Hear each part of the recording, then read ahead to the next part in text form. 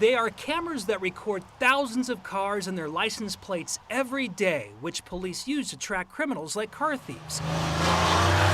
We found in court documents police don't even need a license plate number to track a vehicle. Take the case of this bank robber caught on camera robbing a bank in Thornton last year.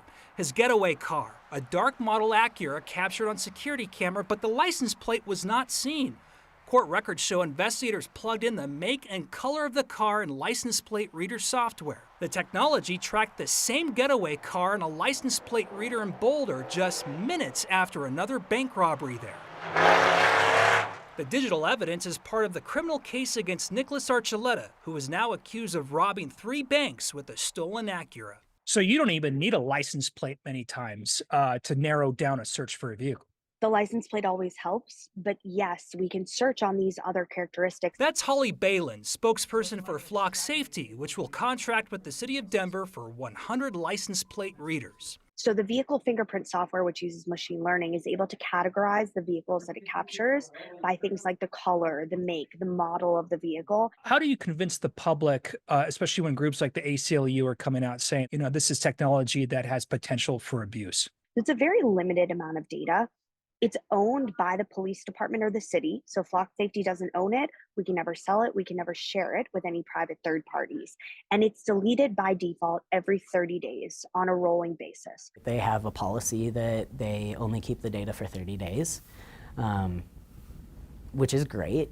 There is very little on the legal side of things to enforce that policy if they were to decide to change it. Anaya Robinson with the ACLU of Colorado says the data is at risk, not only by potential hackers, but by bad cops who may try to use the data for personal vendettas. He says laws to protect privacy can't keep up with the technology that is watching us all.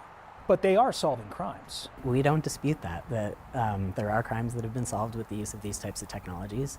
And I don't know that we dispute when it comes to automatic license plate readers that they shouldn't be able to be used for investigatory purposes. I think our concern is really more on the regulatory side of what framework do we have that exists. The city of Denver says it's still finalizing its contract with Flock Safety to place 100 cameras throughout the city sometime this year.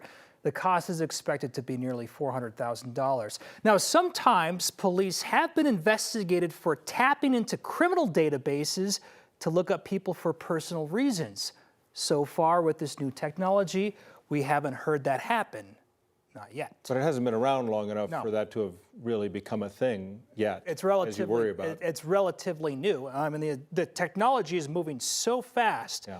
The regulations surrounding the technology, some say, are not there yet. They need to be there. Lagging. Yeah. It's always when they say it's really for the good, but then you have to say but, because there's a lot of things that come with that. Yes, exactly. It's a double-edged sword, right? You've got, you've got great tools for police, but at the same time, it's what some people call mass surveillance. We're all on these cameras. Our data is in there. It depends on who's using it. How it's used. How it's used. Yeah. Thanks, Jeremy.